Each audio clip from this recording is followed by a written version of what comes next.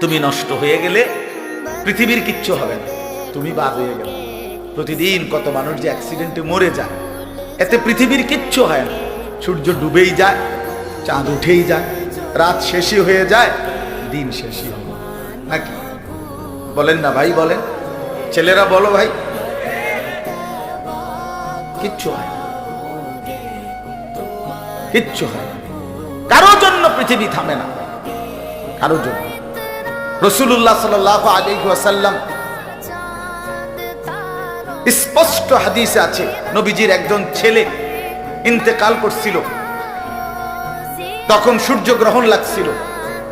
তখন আরবের কুসংস্কার ছিল, বিশিষ্ট কারো মৃত্যুতে এরকম সূর্যগ্রহণ চন্দ্রগ্রহণ লাগে।